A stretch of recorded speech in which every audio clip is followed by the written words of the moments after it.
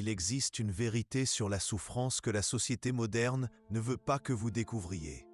Une vérité qu'Alan Watts a révélée il y a des décennies, mais qui aujourd'hui semble plus urgente que jamais. Avez-vous déjà remarqué comment nous fouillons la douleur, comme si elle était notre pire ennemi? Je vais vous raconter une histoire, l'histoire d'un homme qui a découvert quelque chose de révolutionnaire. Il a découvert que ce que nous essayons le plus d'éviter pourrait être exactement ce dont nous avons le plus besoin, d'embrasser. Et peut-être, à la fin de ce voyage, comprendrez-vous pourquoi vos plus grandes douleurs peuvent porter vos plus grands cadeaux. Mais d'abord, permettez-moi de vous poser une question. Quand avez-vous vraiment pris le temps d'écouter ce que votre souffrance essayait de vous enseigner? Parce que la vérité est là. Nous ne sommes pas éduqués à cela. Dès l'enfance, on nous apprend que la douleur est mauvaise, qu'il faut l'éviter à tout prix, que le bonheur est le but suprême de la vie. Si je vous disais que cette quête même du bonheur est ce qui vous rend malheureux? Alan Watts le savait. Il a perçu quelque chose que la plupart des gens mettent toute une vie à comprendre, ou ne comprennent jamais. Il a vu qu'il existe une différence profonde entre la douleur et la souffrance. La douleur est inévitable. Elle fait partie de la vie.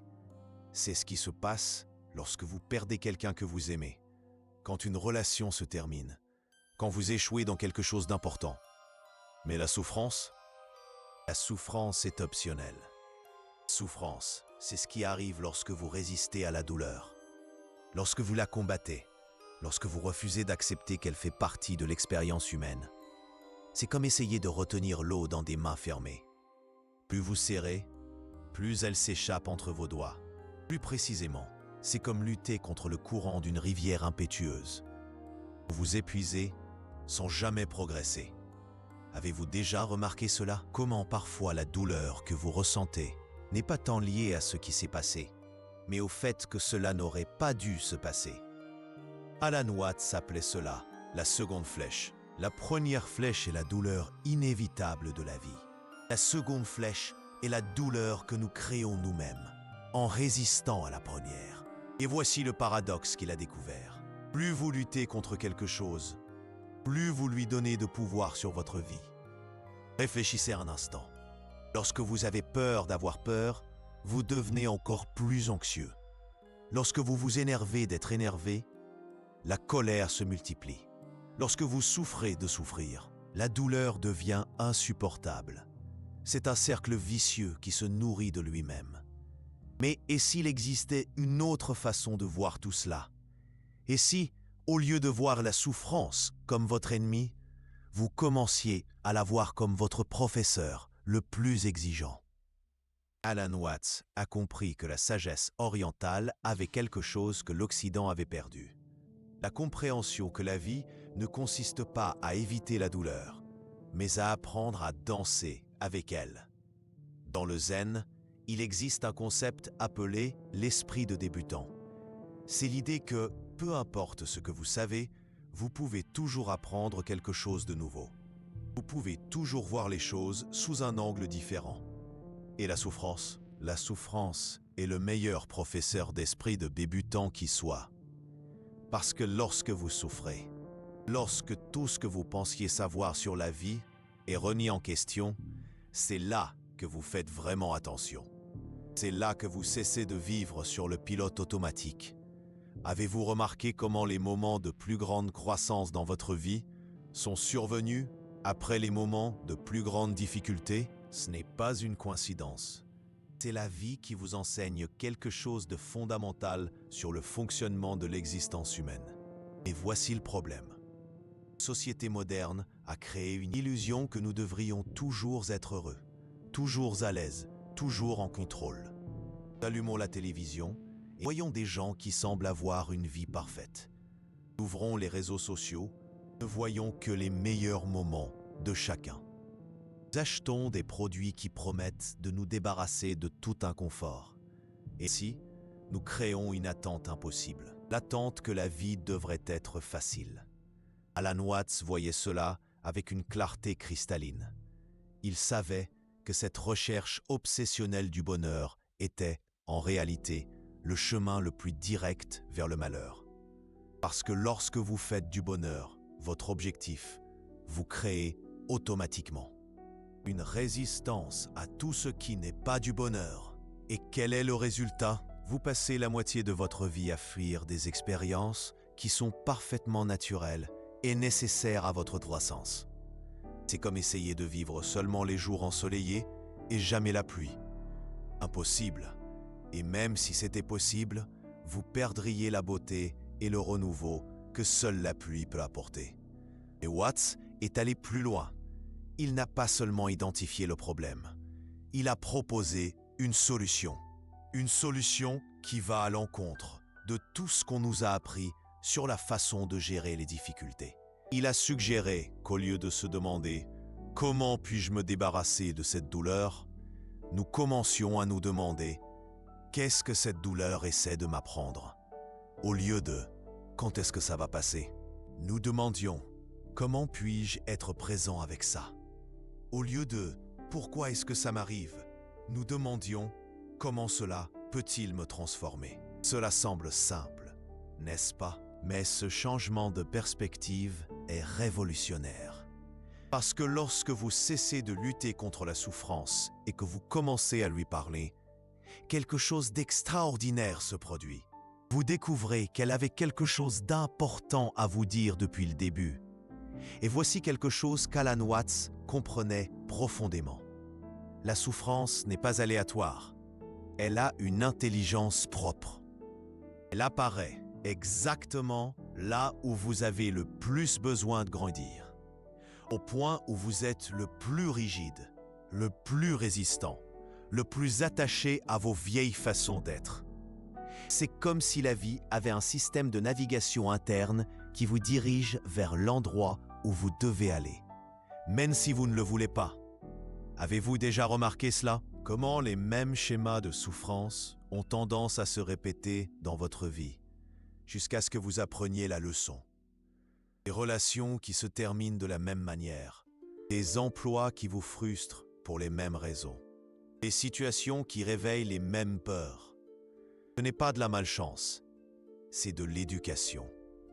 La vie essaie de vous apprendre quelque chose de spécifique, et elle va continuer à présenter des variations de la même leçon, jusqu'à ce que vous fassiez enfin attention.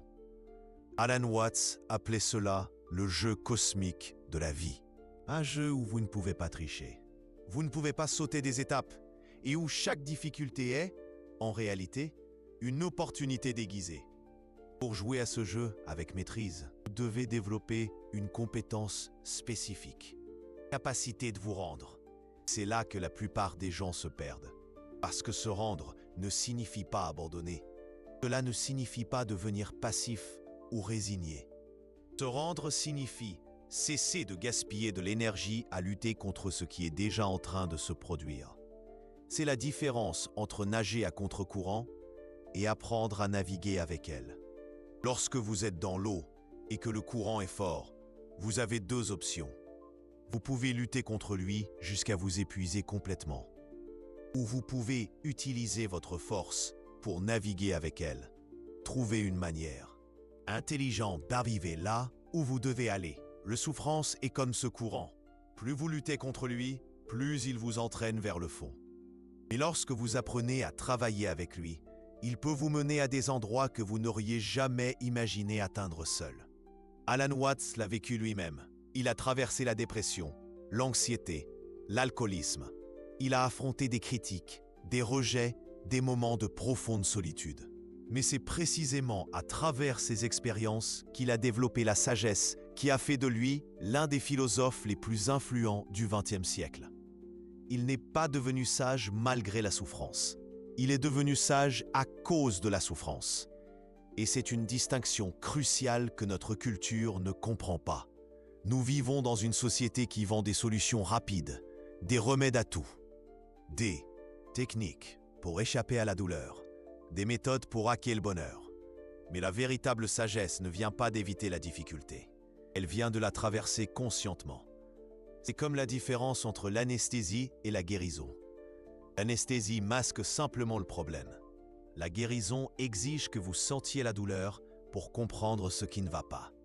Et peut-être est-ce là la leçon la plus importante que la souffrance a à nous apprendre. Que nous sommes bien plus forts que nous ne l'imaginons, bien plus résilients que nous ne le croyons, bien plus capables de transformation que notre esprit ne nous le laisse penser. Parce que lorsque vous acceptez vraiment une douleur, lorsque vous cessez de fuir et lui permettez d'exister en vous, quelque chose de magique se produit.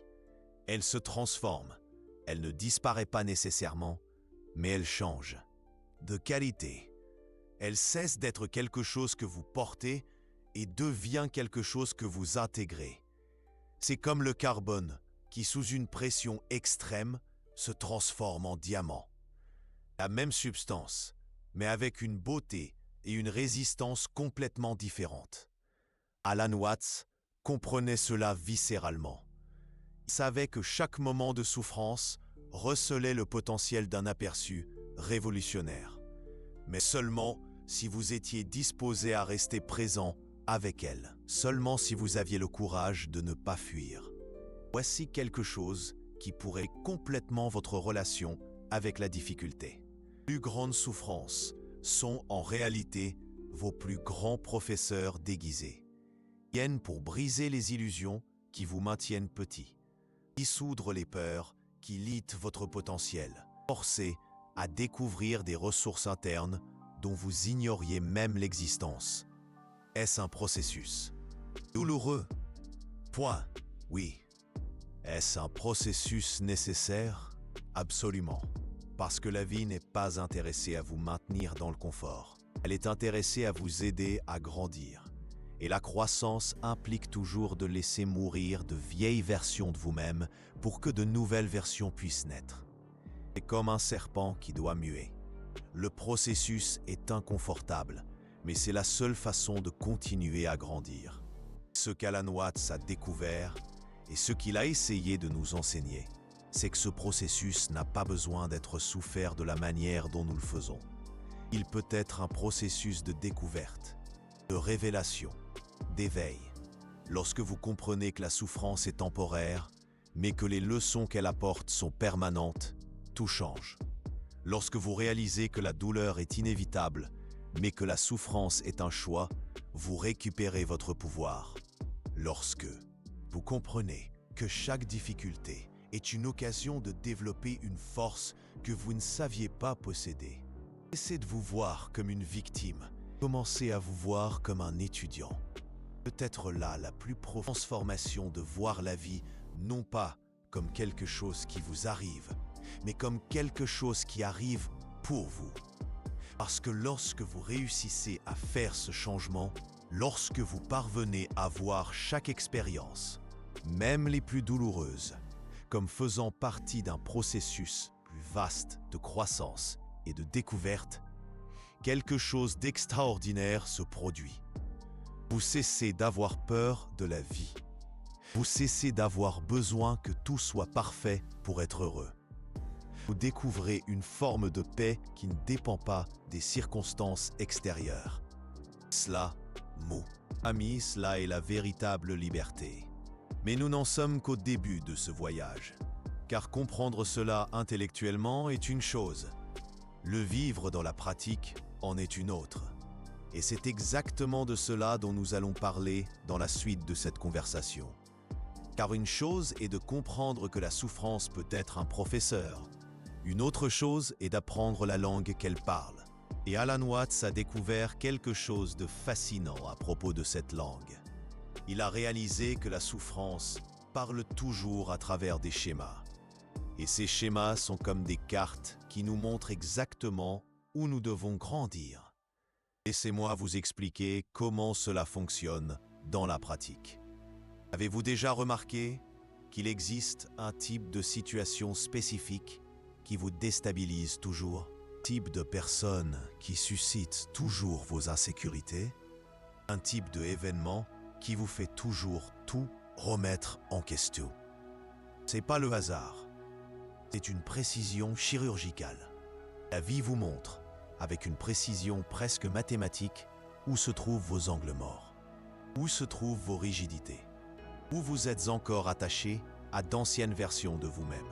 Alan Watts appelait cela le miroir de l'existence. Chaque personne qui vous irrite, chaque situation qui vous défie, chaque douleur que vous ressentez est le reflet de quelque chose d'intérieur qui doit être vu et intégré. Et voici le problème. La plupart d'entre nous sont tellement occupés à blâmer le miroir qu'ils ne prennent jamais le temps de regarder ce qu'il reflète. C'est la faute de mon patron. C'est la faute de mon partenaire. C'est la faute des circonstances. Et pendant que vous pointez du doigt vers l'extérieur, vous manquez l'occasion en or que la vie vous offre. L'occasion de vous connaître plus profondément que vous ne l'avez jamais imaginé possible. Parce que voici une vérité qui semblera contre-intuitive au début. Une fois comprise, change tout. Ne souffrez pas à cause de ce qui vous arrive. Vous souffrez à cause de ce que vous croyez à propos de ce qui vous arrive. Laissez cela pénétrer un instant. Deux personnes peuvent vivre exactement la même situation et avoir des expériences complètement différentes. Une peut en sortir fortifiée, l'autre peut en sortir dévastée. La différence n'est pas dans ce qui s'est passé. La différence réside dans le sens que chacune a attribué à ce qui s'est passé. Et ce sens, voilà. Ce sens vient de vos croyances les plus profondes sur qui vous êtes et comment le monde fonctionne. Alan Watts s'en est rendu compte lorsqu'il a étudié les différentes réactions que les gens avaient à ses enseignements. Certaines personnes entendaient les mêmes mots et se sentaient libérées. D'autres entendaient les mêmes mots et se sentaient menacées. Pourquoi? Parce que chaque personne filtrait les informations à travers son propre système de croyances. Et c'est là être le plus efficace qui soit.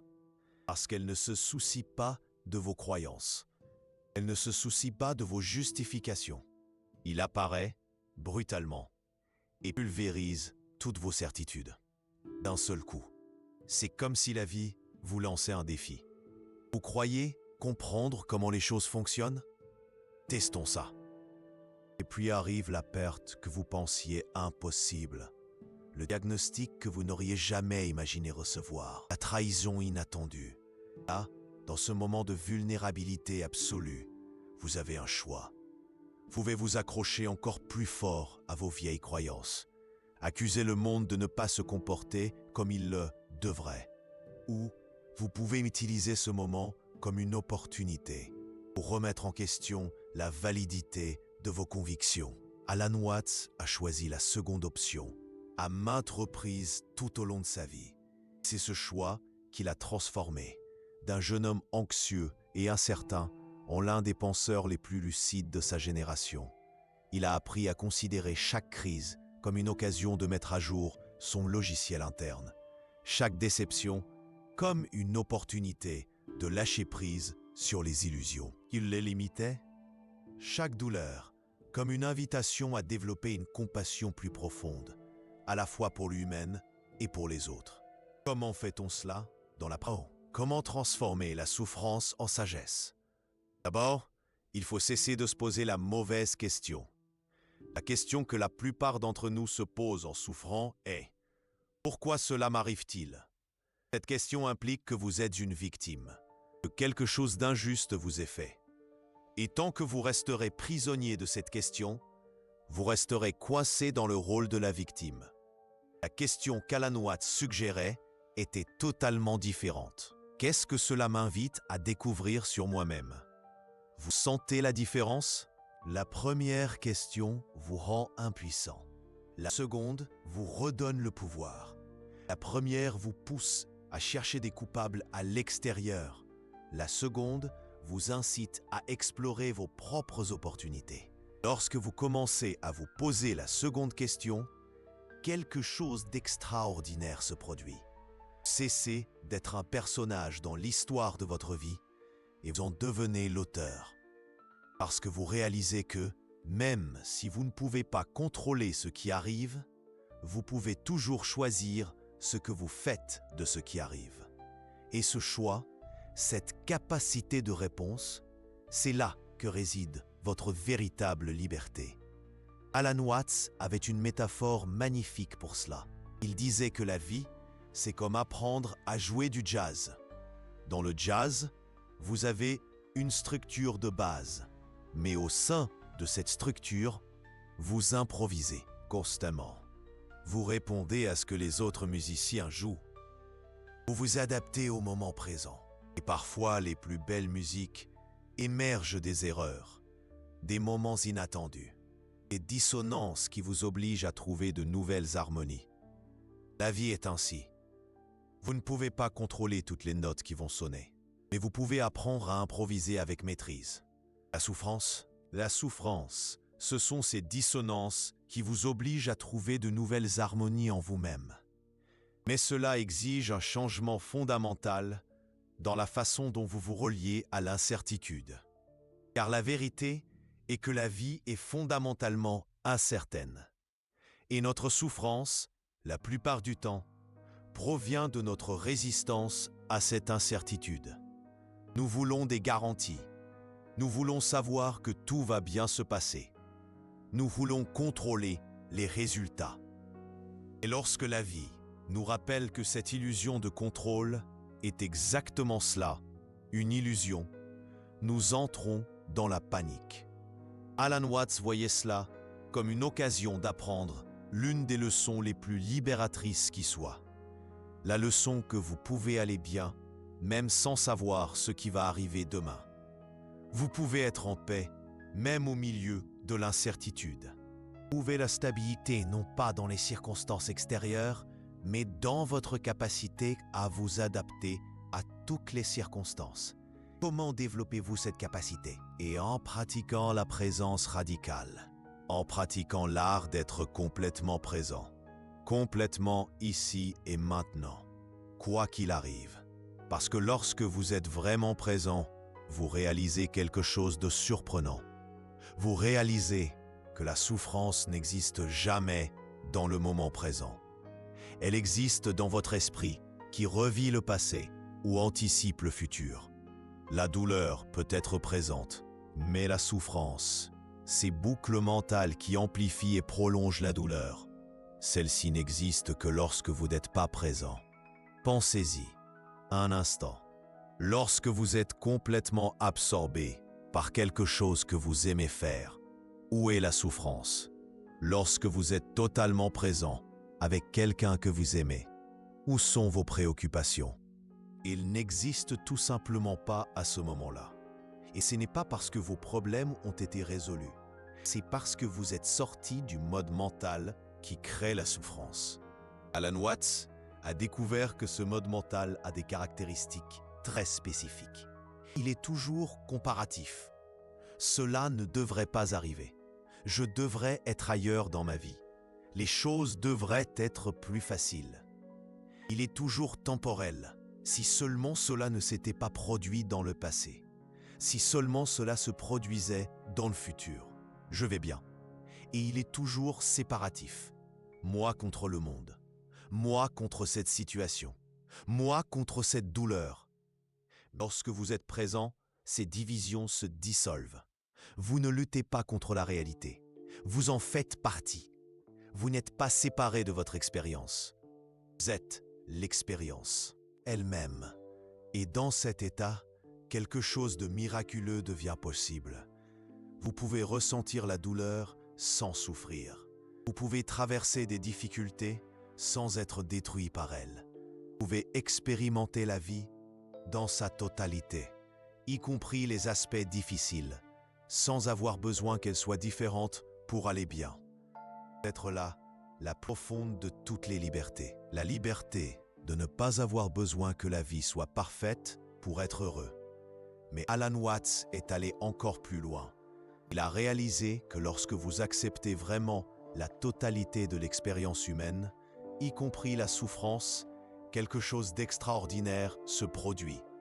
Vous développez ce qu'il appelait l'amour inconditionnel pour la vie. Non pas un amour romantique qui idéalise tout, mais un amour mûr qui embrasse tout. Un amour qui parvient à prouver la beauté même dans la douleur, le sens même dans le chaos, la croissance même dans la destruction. C'est comme apprendre à aimer quelqu'un non pas malgré ses défauts, mais y compris ses défauts. Parce que vous réalisez que les défauts font partie de ce qui rend cette personne unique et réelle. Avec la vie, c'est la même chose. Les difficultés ne sont pas des défauts du système. Elles sont des caractéristiques essentielles qui rendent l'expérience humaine riche et significative. Imaginez un instant une vie sans aucune difficulté, sans aucune perte, sans aucun défi. Au début, cela peut sembler attrayant, mais réfléchissez plus profondément. Quel type de personne seriez-vous? Quelle sagesse développeriez-vous? Quelle compassion cultiveriez-vous? Qui paraîtra être comme une plante qui n'a poussé que dans une serre. Jolie, peut-être, mais fragile qui vient de faire face à différents climats. Le souffrance, c'est ce qui nous donne de la profondeur. C'est ce qui nous apprend l'empathie. C'est ce qui nous force à trouver des ressources intérieures dont nous ne soupçonnions même pas l'existence. Alan Watts disait souvent que la vie sans souffrance serait comme une musique composée uniquement de notes aiguës. Techniquement possible, mais esthétiquement vide. La beauté de la musique provient de l'interaction entre lumière et ombre, tension et résolution, dissonance et harmonie. La beauté de la vie provient de cette même interaction. Et lorsque vous comprenez cela, lorsque vous comprenez vraiment que la souffrance n'est pas un bug du système, mais une fonctionnalité essentielle, tout change. Vous cessez de gaspiller de l'énergie à essayer de créer une vie parfaite et vous commencez à investir de l'énergie à apprendre à danser avec la vie imparfaite que vous avez. Vous cessez d'attendre que les conditions soient idéales pour être heureux et vous apprenez à trouver de la joie dans les conditions qui existent maintenant. Vous cessez de reporter la paix à plus tard, lorsque tout sera résolu, et vous découvrez que la paix est possible même au milieu du chaos. Et cette découverte, cette capacité à trouver une stabilité intérieure indépendamment des circonstances extérieures, c'est ce qu'Alan Watts considérait comme la plus haute forme d'intelligence humaine, pas l'intelligence qui résout les problèmes, mais l'intelligence qui transcende le besoin que tout soit un problème à résoudre. C'est l'intelligence qui arrive à voir la vie comme un mystère à vivre, non pas comme un casse-tête à déchiffrer. Et peut-être est-ce là la leçon finale que France a à nous apprendre. Que la vie ne consiste pas à trouver toutes les réponses. Il s'agit d'apprendre à bien vivre avec les questions. Il ne s'agit pas d'éliminer toute incertitude, mais de développer la confiance en votre capacité à naviguer dans l'incertitude. Il ne s'agit pas d'éviter toute douleur, mais de découvrir que vous êtes bien plus grand que n'importe quelle douleur que vous puissiez ressentir. Parce que lorsque vous comprenez vraiment cela, lorsque vous comprenez viscéralement que vous n'êtes pas votre douleur, que vous n'êtes pas vos pensées, que vous n'êtes même pas vos circonstances, quelque chose de révolutionnaire se produit. Découvrez qui vous êtes vraiment. Vous découvrez qu'au cœur de toute cette turbulence, il existe un espace de quiétude qui n'a jamais été touché par aucune difficulté. Vous découvrez que derrière tous les rôles que vous jouez, existe une essence qu'il est impossible de blesser. Découvrez qu'au-delà de toutes les histoires que vous vous racontez sur vous-même, existe une conscience pure qui observe simplement tout avec une sérénité inébranlable. Cette découverte, ce souvenir de qui vous êtes vraiment, c'est le plus grand cadeau que la souffrance, que c'est seulement lorsque tout ce que vous pensiez être est temporairement enlevé que vous pouvez voir ce qui reste vraiment. C'est seulement lorsque toutes vos défenses sont brisées que vous pouvez découvrir que vous n'avez jamais eu besoin de défense. C'est seulement lorsque vous cessez d'essayer de protéger votre identité que vous pouvez découvrir que votre véritable identité est indestructible. Alan Watts a vécu cette découverte et il a essayé, à travers ses enseignements, de nous montrer que cette découverte est disponible pour chacun d'entre nous. Non pas à travers des techniques compliquées ou des pratiques ésotériques, mais à travers la simple disposition à cesser de fuir nous-mêmes, de cesser de fuir notre expérience, de cesser de fuir notre souffrance et d'utiliser tout cela comme carburant pour le plus important de tous les voyages. Le voyage de retour à la maison, vers celui que vous avez toujours été, derrière tous les masques et les histoires, vers cette conscience vaste et paisible qui n'est jamais née et ne mourra jamais, vers cet amour inconditionnel qui embrasse tout sans exception, vers cette sagesse qui comprend sans avoir besoin d'expliquer, parce que peut-être, en fin de compte, c'est là la véritable fonction de la souffrance. Non pas de nous punir, non, pas de nous briser, non pas de nous diminuer, mais de nous rappeler, de nous réveiller, de nous reconnecter à qui nous sommes vraiment. Et lorsque vous vous souvenez de cela, lorsque vous vous reconnectez à cette vérité fondamentale, quelque chose de miraculeux se produit. La souffrance ne disparaît pas nécessairement, mais elle cesse de vous définir. La douleur ne prend pas fin nécessairement, mais elle cesse de vous contrôler. Les difficultés ne s'arrêtent pas nécessairement, mais elles cessent de vous diminuer. Parce que vous avez découvert quelque chose qu'aucune circonstance extérieure ne peut toucher. Vous avez découvert le maître qui était caché derrière toute la souffrance. Et ce maître, c'était vous, tout le temps. Vous dans votre vraie nature, vaste, aimante, indétrônable, attendant simplement que vous cessiez de regarder assez longtemps à l'extérieur pour vous rendre compte de ce qui était toujours là, au cœur même de votre propre cœur. Peut-être est-il temps d'arrêter de courir. Peut-être est-il temps de vous asseoir avec ce qui se présente dans votre vie en ce moment même. Non pas pour vous y soumettre, mais pour découvrir ce qu'il est venu vous apprendre. Parce que chaque moment de souffrance porte en lui une clé. La clé d'une liberté que vous ne saviez même pas que vous cherchiez. La porte a toujours été ouverte. Le maître a toujours été là. Vous aviez juste besoin d'arrêter de fuir assez longtemps pour le remarquer.